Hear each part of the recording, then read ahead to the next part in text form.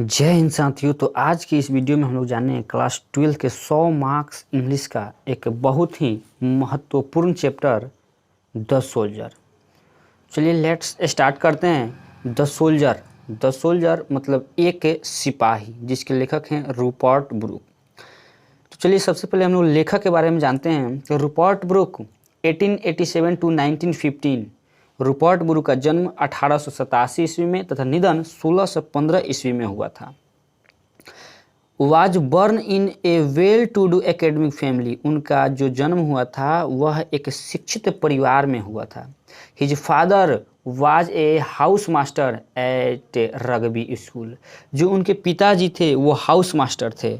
House master मतलब होता है स्कूल में रहने वाले वे व्यक्ति जो अगर कोई जैसे ऑफिस वगैरह जो भी किसी का काम हो गया, जैसे किसी का बच्चा का ड्रेस दिलाना, कहाँ क्या कर रहा है, ऐसे जो है इस व्यक्तियों को हाउस मास्टर कहते हैं। तो जो इनके पिताजी थे वो रग्बी स्कूल के क्या थे, हाउस मास्टर थे। Where Rupert was educated before going to King's College Cambridge. देखिए साथियों, जो ये किंग्स कॉलेज और कैम्ब्रिज है तो ये इंग्लैंड के बहुत ही बड़े बड़े कॉलेज है। तो रूपर्ट ब्रूक जो है इनका शिक्षा दीक्षा, इनकी जो एजुकेशन है वह किंग्स कॉलेज और कैम्ब्रिज जाने से पहले ही हो गई है रग्बी स्कूल में। W.B. Yeats, the famous poet, described him as the handsomest young man in England. W.B. Yeats, the famous poet, W.B. Yeats एक प्रसिद्ध कवि जिन्होंने इनको रूपर्ट ब्रूक को हैंडसमेस्ट यंग मैन इन इंग्लैंड माने इंग्लैंड के एक बहुत ही सुंदर व्यक्ति के रूप में डिस्क्राइब किया है, वर्णन किया है। देखिए साथियों, यहाँ पर हैंडसमेस्ट जो है, तब जो इसको आगे जब बढ़िएगा तो ये मस्ट हैंडसम होगा, लेकिन जो कवि होते हैं वो वर्ड यानी कि वाक्य के साथ खेलते हैं, वही इन्होंने किया है। He assumed a symbolic role that eventually turned into the myth of a young and beautiful fallen warrior। एक अच्छा रोल, जिस रोल ने इन्हें योद्धा बना दिया। जब ये इंग्लैंड के तरफ से युद्ध कर रहे थे, ये एक सिपाही थे, जब युद्ध कर रहे थे तो इनका इतनी अच्छा रोल हुआ कि उस रोल ने इनको अच्छे एक योद्धा बना दिया। साथियों, वीडियो अगर अच्छा लगे तो लाइक कीजिए और चैनल को सब्सक्राइब कर लीजिएगा। और आगे कर रहे हैं कवि कि he died of septicemia on April 23, 1915। इनका जन्म हुआ था 23 अप्रैल 1915 ईस्वी को हो गया था। और सेप्टिसिमिया नामक बीमारी, सेप्टिसिमिया मतलब क्या होता है, कोई भी सिपाही जब युद्ध करता है तो युद्ध के दौरान अंग में जहाँ तहाँ कट फट जाता है, तो कटने के बाद उसमें जो क्या होता है कि कई प्रकार के जीवाणु, विटाणु, वायरस ये सब बिल्कुल फैल जाते हैं। तो फैलने से उसमें एक बीमारी हो जाती है, वो उसी बीमारी को हम लोग सेप्टिसिमिया कहते हैं। तो इन्हीं का मृत्यु जो हुआ था सेप्टिसिमिया से हुआ था। क्वेश्चन कई बार पूछ लिया जाता है। of the Iceland of Lemnos as the Aegean on his way to a battle at Gallipoli. England में गिवापोली नामक एक जगह है, उसी जगह के रास्ते में एक एजियन नामक द्वीप है। उसी एजियन नामक एक समुद्र है और उसी समुद्र में एक लेमनस नाम का द्वीप है।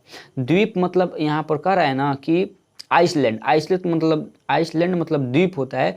तो कह रहा है, कवि बता रहे हैं कि गिवापोली के रास्ते में एजियन समुद्र है, उसी समुद्र में एक लेमनस नामक द्वीप है। उसी द्वीप पर इनका मृत्यु हुआ था सेप्टिसिमिया के कारण 23 अप्रैल 1915 ईस्वी को।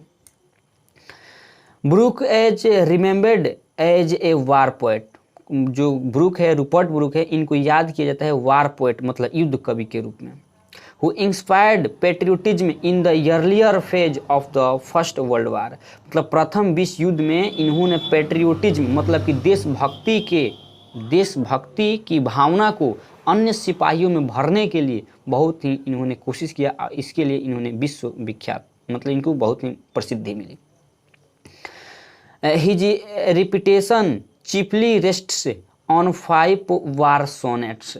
मतलब इन्होंने अपने जो अनुभव है, उस अनुभव को बताने के लिए और कवियों में भरने के लिए और सेनाओं में भरने के लिए 5 सोनेट्स लिखे हैं। सोनेट्स मतलब वो जो 14 जो लाइन वाली कविता होती है, इसको सोनेट को कहते हैं। हम लोग ये जो पढ़ने वाले हैं ये भी एक सोनेट है, जिसमें से पहले 8 लाइन को ऑक्टेव तथा अंत वाले 6 लाइन को सेस्टेट कहते हैं। तो इन्होंने 5 बार यानी कि सोनेट भी लिखा है। और the soldier is undoubtedly the best and the most anthologist, मतलब कि जो ये है द सोल्जर, ये द सोल्जर अनडाउटेबली बिना डाउट के best and the most anthologist. Anthologist मतलब होता है अच्छी तरह से बनाया गया। जो द सोल्जर है ये बिना डाउट के और अच्छी तरह से मूवमेंट किए हुए बनाया हुआ एक कवि, ये जो कविता है। आई होप आप सभी लोगों को यह जो जीवनी है कवि की वो समझ में आया होगा। अब चलिए हम लोग देखते हैं कवि ने लिखा क्या है और क्या बताए हैं। इन्होंने क्या किया है कि अपने देश को बचाने के लिए और अपने साथियों में देशभक्ति की भावना को भरने के लिए कुछ संदेशे दिए हुए हैं। उसी संदेशे को हम लोग आइए जानते हैं।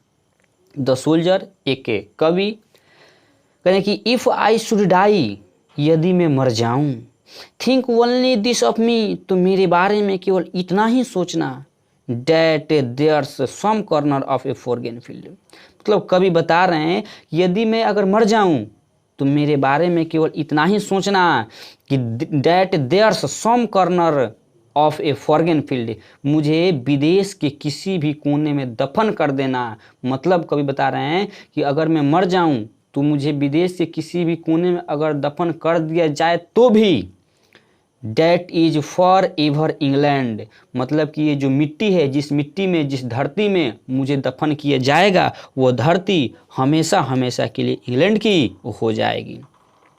There shall be in that rich earth a richer dust a concealed, इस तरह एक धनी धरती को एक धनी सपूत मिल जाएगा। मतलब कभी बता रहे हैं कि अपने आप को एक डस्ट के रूप में साबित किया है कि मैं इंग्लैंड का डस्ट हूँ, है ना। मतलब एक कण के रूप में इस कवि ने अपने आप को वहाँ पर दर्शाया है। तो बता रहे हैं कि there shall be in that rich earth a richer dust concealed, मतलब कि जो जिस धरती में मुझे दफन किया जाएगा वो एक धनी धरती होगी और उस धनी धरती को एक धनी सपूत मिल जाएगा। ए डस्ट होम इंग्लैंड बोर, एक धूलकण, एक कण जिसको इंग्लैंड ने बोर मतलब जन्म दिया, शेप आकार दिया, मेड अवे जागरूक किया, gave once her flowers to love और फूल लेकर प्यार करना सिखाया, हर वे टू रूम और रास्ते दिया जिस पर वो डस्ट चला और चलकर आगे बढ़ा। ए बॉडी ऑफ इंग्लैंड्स, मतलब ये जो शरीर है ये इंग्लैंड की है। बीटिंग इंग्लिश एयर, मतलब वो इंग्लिश में एयर हवा लेती है। मतलब कवि का सेंस यह है ये जो कण है इसको इंग्लैंड ने जन्म दिया है, इंग्लैंड ने जन्म दिया, इंग्लैंड ने आकार दिया, इंग्लैंड ने जागरूक किया, इंग्लैंड ने एक फूल दिया, उसे प्यार करना सिखाया और इस डस्ट को चलने के लिए इंग्लैंड ने ही जो क्या है वे मतलब रास्ता पथ दिया। यह जो बॉडी है, यह शरीर है, बिल्कुल मतलब ये क्या है इंग्लैंड की है और यह हवा भी इंग्लिश में लेती है। इंग्लिश मतलब आप लोग समझ सकते हैं कि ये जो इंग्लैंड की जो हवा जो है उसको ग्रहण करती है। कवि आगे बता रहे हैं कि वाश्ड बाय द रिवर्स, वहीं के नदियों से मुझे पानी मिला है, मतलब वहीं के नदियों में मैंने स्नान किया है। Blessed by suns of home, और वहीं के सूर्य से मुझे प्रकाश और वहीं के सूर्य से मुझे जो क्या है शुभकामनाएं मिली हुई है। कभी आगे बता रहे हैं कि and think this hot all evil said away, और ये सारी जो बुराइयां है इस सब को सोच कर मेरे मन की सारी जो ये सब बातों को सोच कर मेरे मन की सारी बुराइयां खत्म हो जाती है। A pulse in the eternal mind no less, अब मन में एक कभी भी खत्म न होने वाली कंपन सी जगती है। पल्स मतलब होता है कंपन, है ना। कभी बता रहे हैं कि ये सब सोचकर अब दिल की सारी बुराइयां खत्म हो जाती है। अब मन में एक कभी भी खत्म न होने वाली कंपन सी उत्पन्न होती है। Give somewhere back the thoughts by England given, मतलब बता रहे हैं कभी कि कुछ समय पहले बैंक जाकर अपनी सोचों को बैंक करके देखिए कि इंग्लैंड ने ही हमें सब कुछ दिया, तो क्यों ना मैं इंग्लैंड के ख्यालों में खो जाऊं। हर साइट्स एंड साउंड, साइट्स मतलब होता है दृश्य, सीन, वहाँ की हर जो दृश्य है, हर आवाज़ें हैं, ड्रीम्स हैप्पी एज हर डे, प्रतिदिन खुशी के साथ साथ अपने ड्रीम की ओर आगे बढ़ना सिखाती है। And laughter learned of friends and gentleness, और वहाँ की प्रत्येक खुशी, प्रत्येक हंसी दोस्ती करना सिखाती है, विनम्रता सिखाती है।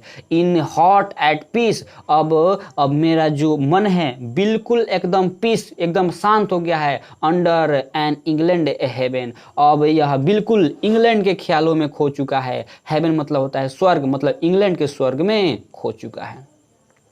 आई होप दोस्तों आप सभी लोग को ये जो है समझ में आया होगा। अगर समझ में आया तो लाइक कीजिए, दोस्तों के साथ शेयर कीजिए, और एक काम जरूर कीजिएगा, अच्छा लगा तो अच्छा, बुरा लगा तो बुरा, कम से कम कमेंट जरूर कर दीजिएगा, क्योंकि इससे हम लोग का हौसला बुलंद होता है। चलिए, बेस्ट ऑफ लक।